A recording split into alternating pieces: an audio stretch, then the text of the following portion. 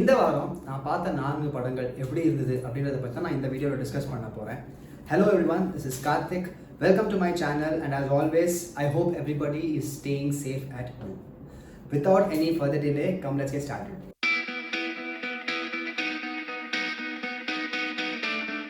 So இந்த வாரம் நான் பார்த்த ஃபஸ்ட்டு படத்தோட பேர் வந்து த இன்டர்ன். ஸோ ராபர்ட் டி நீரோ நடித்த படம். எனக்கு வந்து இந்த படத்தில் இன்ட்ரெஸ்டிங்காக இருந்தது இனிஷியலாக என்னென்னு பார்த்தீங்க, இனிஷியலாக இல்லை, பார்க்கறதுக்கு முன்னாடி வந்து நான் சும்மா சினாப்சிஸ் பார்த்துட்டு இருப்பேன் இல்லையா. ஸோ அந்த இதில் பார்க்கும் போல ஒரு 70-year-old person, retired person who doesn't like his retirement life. He's planning to like get back to work. So அப்போ வந்து he comes across an advertisement where a fashion apparel company is looking for a senior citizen intern. So இந்த மாதிரி case இருக்கும்போது he gives it a shot. So Robert De நீரோட பேர் இந்த படத்தில் வந்து Ben Whittaker. So Ben Whittaker அப்படின்றவர் வந்து அப்ளை பண்ணுறாரு and he cracks it. So he along with 4 other people joins the company as an intern. And அந்த கம்பெனியோட CEO வந்து is kind of like skeptical, ஓகேங்களா. So she initially doesn't like Robert De Niro. So ஏன் எனக்கு தேவையே இல்லை, எனக்கு இன்டர்ன்லாம் இங்கே தேவையில்லை அப்படின்ற மாதிரி அவங்க இருப்பாங்க. அண்ட் அவங்க ஏதாவது வேலை இருந்ததுன்னா நான் கொடுக்குறேன் அப்படின்ற மாதிரி சும்மா உட்கார வச்சுருவாங்க பென் விட்டேக்கரை.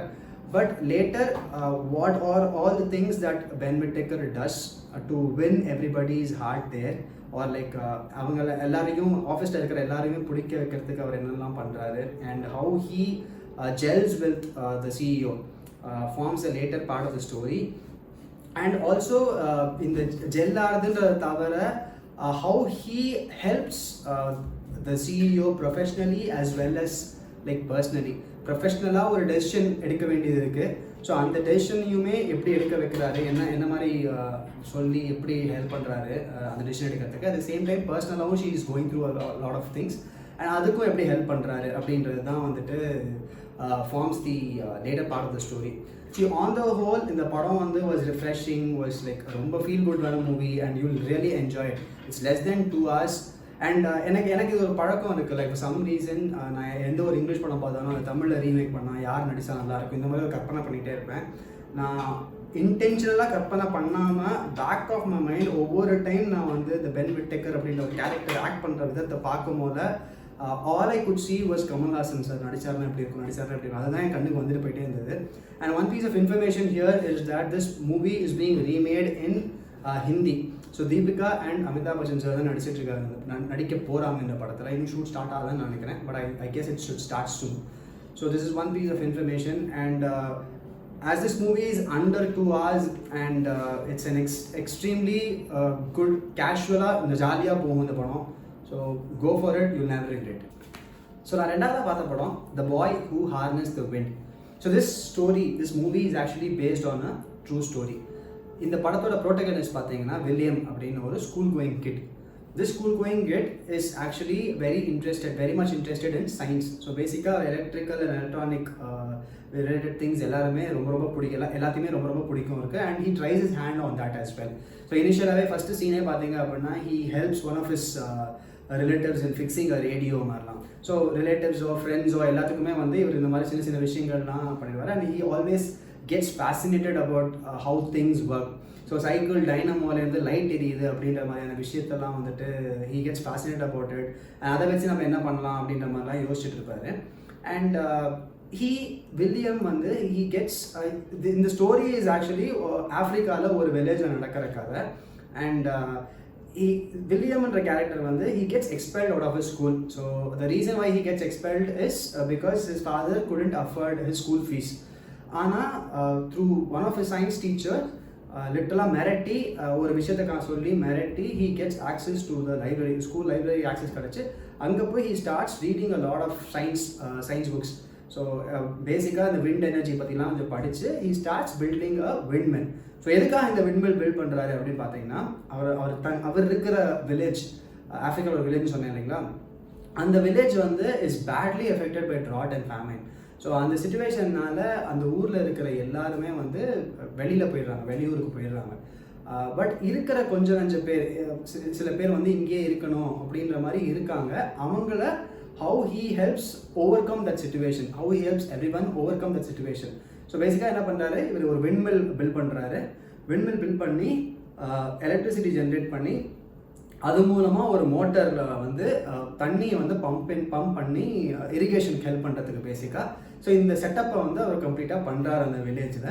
அண்ட் அந்த வில்லேஜில் பண்ணி அந்த க்ராப்ஸ்லாம் விளையிறதுக்கு வச்சு and he gets everyone out of this famine situation. So this forms the entire story. How he builds that, what are the struggles that he goes through to like finally build it அப்படின்றது தான் forms the entire story. So இந்த படம் was என்ன சொல்லணும், this was easily one of the best movie that I've ever watched. ஒன்று. ரெண்டாவது, இந்த week நான் பார்த்ததில் this is simply the pick of the movies அப்படின்னா எனக்கு இந்த படம் தான். So again this movie is less than 2 hours. Don't think that I'm always stressing on this fact, like 2 hours கீழே இருக்குது 2 hours கீழே இருக்குன்றதே ரொம்ப ஸ்ட்ரெஸ் பண்ணிட்டு இருக்கேன் நினைக்காதீங்க. பட் இந்த கம்மியான டைமில் வந்து இந்த கதையை காமிச்சிருக்கிறதுன்றதே வந்து ஒரு பெரிய விஷயம் தான். And everybody has done well. I don't know the name of the actors as well. I could probably like search for it, but still I don't remember the name of the actors. But everybody has done literally everybody has done well. William and the character, the protagonist character, நடிச்சவராக இருக்கட்டும், அவரோட ஃப்ரெண்ட்ஸாக இருக்கட்டும், அவங்க அப்பாவாக இருக்கட்டும், அந்த இந்த படத்தில் வந்து எல்லா கேரக்டருமே செம்மையாக பண்ணியிருக்காங்க.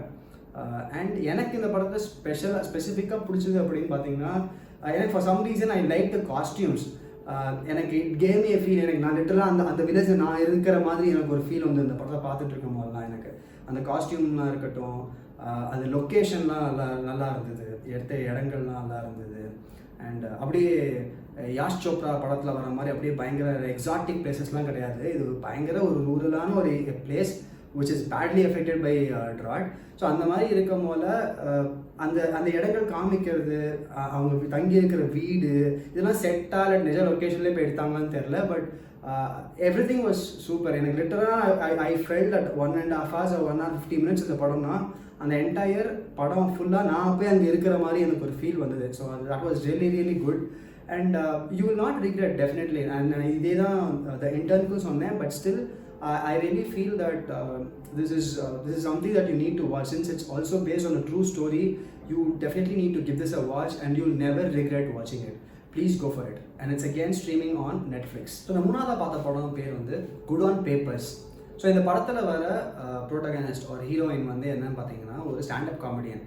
So she falls in love with one of the person, assuming that he is the perfect match for her. So she falls head over heels in love with him. And because she has a lot of preferences and the person whom she falls in love with seems to be checking all the boxes. சரிங்களா? So அதனால் she falls in love. But at a later point in time, she through one of her friends start realizing or starts figuring out that whatever the guy told about him is not true. So அந்த மாதிரி டைமில் வந்துட்டு how she confronts him ஒன்று, and what she does to like overcome this அப்படின்றது தான் forms the remaining part of the story. இந்த படத்தை வந்து ஆஹா ஓஹோன்னு சொல்கிற அளவுக்கு எனக்கு பெருசாக இல்லை. அது it could be for various reasons. Right, நான் ஃபர்ஸ்ட் ஒரு 2 படம் பார்த்தது, இன்டர்னாக இருக்கட்டும், இல்லாட்டி த பாய் ஹூ ஹார்னஸ் த விண்டாக இருக்கட்டும். இந்த படம் பார்த்துட்டு இந்த படம் பார்க்கும் போது எனக்கு அந்த ஒரு மைண்ட் செட் வந்துச்சா என்னன்னு தெரியல. எனக்கு அந்த மாதிரி படமே இருக்கணும் அப்படின்ற மாதிரி ஒரு எக்ஸ்பெக்டேஷன் வந்துருச்சா என்னன்னு தெரியல. பட் ஃபார் சம் ரீசன் எனக்கு இது ஆஹா ஓன்னு சொல்கிற அளவுக்கு இல்லை. But nevertheless it's not a bad movie either. You can definitely watch it if you're looking for a pakka time pass movie. You can go for. In fact, for me இந்த 4 படத்தில் வந்து this would easily be the 4th. இந்த வாரம் நான் கடைசியாக பார்த்த படம், அதாவது 4ஆவதாக பார்த்த படம் பேர் வந்து ஸ்கேட்டர் கேர்ள். ஸோ இந்த படத்தோட கதை என்ன அப்படின்னு பார்த்தீங்க அப்படின்னா, ஜெசிகா அப்படின்னு சொல்லிட்டு ஒரு பிரிட்டிஷ் சிட்டிசன். அவங்க வந்து இந்தியா வராங்க, ராஜஸ்தானில் கெம்பூர் அப்படின்னு சொல்லிட்டு ஒரு வில்லேஜுக்கு வராங்க. எதுக்கு வராங்க அப்படின்னு கேட்டிங்கன்னா, அவங்க அப்பா is born and brought up here. கொஞ்சம் சின்ன வயசுலேயே கொஞ்சம் பெரிய ஆளாக வரைக்கும் இங்கே வளர்ந்துருக்காரு. ஸோ அவங்க அப்பா இறந்ததுக்கப்புறமா, அந்த ஜெசிகாவோட அப்பா இங்கே தான் வளர்ந்துருக்காரு. ஸோ அவங்க அப்பா இறந்ததுக்கப்புறமா she wants to come back and experience அவங்க அப்பா என்ன இடத்துல இருந்திருக்காங்க, என்ன மாதிரி சூழ்நிலையில் வளர்ந்துருக்காங்க அப்படின்றதெல்லாம் எக்ஸ்பீரியன்ஸ் பண்ணணும் அப்படின்னு சொல்லிட்டு அவங்க இங்கே வராங்க. ஸோ வரும் போல இங்கே இருக்கிற அந்த கெம்பூர் வில்லேஜில் இருக்கிற நிறையா பசங்க வந்து ஸ்கேட்டிங்கில் இன்ட்ரெஸ்டடாக இருக்கிறத பார்க்குறாங்க. How she helps all those kids with the skating facility மாதிரி ப்ரொவைட் பண்ணி கோச்சிங்லாம் கொடுத்து எப்படி வந்து அந்த அந்த கிட்ஸோட ட்ரீமை ஃபுல்ஃபில் பண்ணுறாங்க அப்படின்றது தான் forms a later part of the story. So இதில் ஸ்பெசிஃபிக்காக பிரேரணா அப்படின்னு சொல்லிட்டு அவங்க தான் வந்து is the heroine of this movie, heroine or the protagonist மாதிரி. So she how she fights all the odds and emerges victorious அப்படின்றது தான் ஃபார்ம்ஸ் அ ஸ்டோரி இந்த படத்தோட கதை. So how Jessica helps Prerna succeed in her என்ன சொல்கிறது in her ambition அந்த மாதிரி சொல்லலாம். இந்த படம் எப்படி இருக்குது அப்படின்னு கேட்டிங்க அப்படின்னா, this movie is not bad, at the same time is not that great as well. ஏன்னா the major problem with all these kind of sports movies or பயோபிக்லாம் இருக்கு இல்லைங்களா, என்னை பொறுத்த வரைக்கும் இந்த மேஜர் ப்ராப்ளம் என்னென்னா, நம்ம எல்லாருக்குமே கதை தெரியும் என்ன பெருசாக நடக்க போகுது. ப்ரோட்டகனிஸ்ட் வந்து நிறைய சேலஞ்சஸ் ஃபேஸ் பண்ணுவாங்க. he or she would face a lot of problem, but somehow they'll manage overcome all those problems and finally emerge victorious. How they are emerging victorious is what forms the storyline of all the sports movies or biopics இல்லைங்களா. But இது வந்து ஒரு ட்ரிக்கியான screen play தான். But என்ன இன்ட்ரெஸ்டிங்காக இருக்கும் இந்த மாதிரி படங்கள் அப்படின்னா, என்ன மாதிரி ட்விஸ்ட் அண்ட் டர்ன்ஸ், என்ன மாதிரி சேலஞ்சஸ்லாம் ஃபேஸ் பண்ணுறாங்க அப்படின்றது தான் வந்துட்டு கொஞ்சம் இன்ட்ரெஸ்டிங்னு சொல்ல முடியாது. I don't know if interesting is the right word. So அதுதான் நம்மளுக்கு வந்து கொஞ்சம் ரிலேட் பண்ண வைக்கும், கொஞ்சம் எம்பத்தைஸ் பண்ண வைக்கும் இல்லைங்களா. ஆனால் இந்த படத்தில் எனக்கு அப்படி ஒன்றும் தோணலை. அந்த மாதிரியான ஒரு இம்பேக்ட் எதுவுமே க்ரியேட் ஆகலை எனக்கு. டு பி வெரி ஆனஸ்ட், இந்த படத்தை வந்து ஒரு விமென், அந்த அந்த அந்த சின்ன பொண்ணு வந்து how she is fighting all odds and emerging விக்டோரியஸ்ன்ற மாதிரி தான் காமிச்சிருக்காங்க.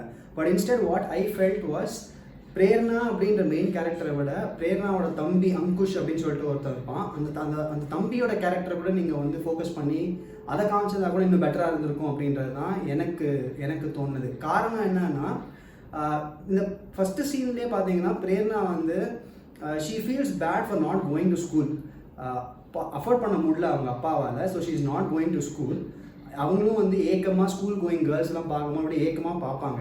So she always wanted to study அப்படின்ற மாதிரியான ஒரு இம்ப்ரெஷனை முதல்ல செட் பண்ணிடுவாங்க. அண்ட் திடீர்னு ஒரே ஒரு நாள் வந்து ஸ்கேட் போர்டில் வந்து ஸ்கேட்டிங் ட்ரை பண்ணுவாங்க. நம்மளுக்கு அது பிடிச்சிரும். அண்ட் அதுக்கப்புறம் அப்படியே வந்து ஸ்கேட்டிங்கில் எப்படி கான்சென்ட்ரேட் பண்ணுறாங்க, எப்படி பெரிய ஆளாக வராங்க அப்படின்றத காமிக்க ஆரம்பிச்சிடுவாங்க. இன்ஸ்டெட் இந்த பையன் அங்குஷ்ன்ற பையன் எவ்வளோ இன்ட்ரெஸ்டட், எவ்வளோ பேஷனேட் அபவுட் ஸ்கேட்டிங்னா, he went on to create his own skateboard. So இவனே வந்து ஒரு ஏதோ கட்டையை எடுத்து அதுக்கு வீல்ஸ்லாம் செட் பண்ணி இவனே ஸ்கேட்டிங்லாம் பண்ணி டெய்லி அதான் விளையாண்டுக்கிட்டு இருப்பான். ஸோ அவ்வளோ பேஷனேட்டாக இருக்கிற ஒரு ஆள் பற்றி இன்னும் காமிச்சிருந்தா இன்னும் பெட்டராக இருந்திருக்கும். ஹவு ஹீ எமர்ஜஸ் விக்டோரியஸ்ன்ற மாதிரி காமிச்சிருந்தாங்க அப்படின்னா இன்னும் பெட்டராக இருந்திருக்கும் அப்படின்றது தான் என்னோட கற்பனை. Nothing against women or women centric movies, but I felt this would have been a much better story. Or ஒரு இன்னும் கொஞ்சம் டெப்த் கொடுத்துருக்கலாமோ ஒவ்வொரு கேரக்டர்ஸ்க்கும் அப்படின்ற மாதிரி எனக்கு இருந்தது. ஏன்னா எப்படி அவங்களுக்கு வந்து ஸ்கேட்டிங் மேலே ரொம்ப இன்ட்ரெஸ்ட் வந்தது பிரேர்னா அப்படின்றதுக்கு ரொம்ப கான்சன்ட்ரேட் பண்ண மாதிரி எனக்கு தெரில. ஏதோ ஒரு டைமில் இப்போ ஸ்கேட் பண்ண ட்ரை பண்ண உடனே வந்துருச்சு அவங்களுக்கு அப்படின்ற மாதிரி காமிச்சிருக்காங்க. பட் எனக்கு அது ரொம்ப ரிலேட் பண்ணிக்க முடியல. ரெண்டாவது வந்து ஜெசிகா அப்படின்றவங்க வராங்கன்னு சொன்னேன் இல்லைங்களா, நான் இங்கிலாந்துலேருந்து லண்டன்லேருந்து. அவங்க வந்து லிட்டராக பயங்கரமாக ஹெல்ப் பண்ணுறாங்க. ஸ்கேட் போர்டுக்கு வாங்கி தராங்க, எல்லா பசங்களுக்கும் ஸ்கேட்டிங் ட்ராக்லாம் கட்டி கொடுக்குறாங்க. திடீர்னு நான் வந்து ஜாப் ஆஃபரை டிக்ளைன் பண்ணுறேன், எனக்கு வேணாம், this is high paying job, எனக்கு இது வேணாம், I am going to stay here and help all those கிட்ஸ்ன்றாங்க. What made her take all those டெசிஷன்ஸ்ன்றதும்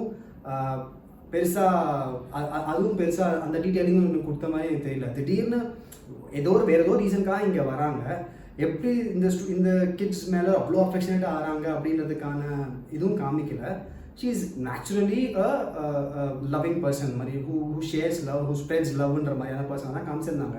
but still எனக்கு ஏதோ for some reason who is ready to like throw away her job and stay here and help all those kidsன்றதுக்கு what made her take that decision அப்படின்றத வந்து அதுக்கான அர்த்தமும் அதுக்கான ரீசனும் எனக்கு பெருசாக தெரில. எனக்கு என்னன்னு தெரியல. பட் தெரியலையான்னு எனக்கு புரியலையான்னு தெரில. But I wasn't able to relate அந்த ஃபேக்ட்டுமே. ஸோ பேசிக்காக எனக்கு இந்த மாதிரி பிரச்சனைகள் இருந்ததுனால தான் எனக்கு இந்த படம் is not that great. But காமிச்ச கஷ்டங்கள் அதெல்லாம் வந்து is very valid and we know these kind of struggles prevails in all parts of the city, all parts of the country. So if you feel that இந்த மாதிரி மூவிஸ்லாம் உங்களுக்கு இன்ட்ரெஸ்டிங்காக இருக்கும் அப்படின்னு தோணுச்சு அப்படின்னா தாராளமாக நீங்கள் போய் பார்க்கலாம் அந்த படத்தை. And go for it. It's streaming on Netflix.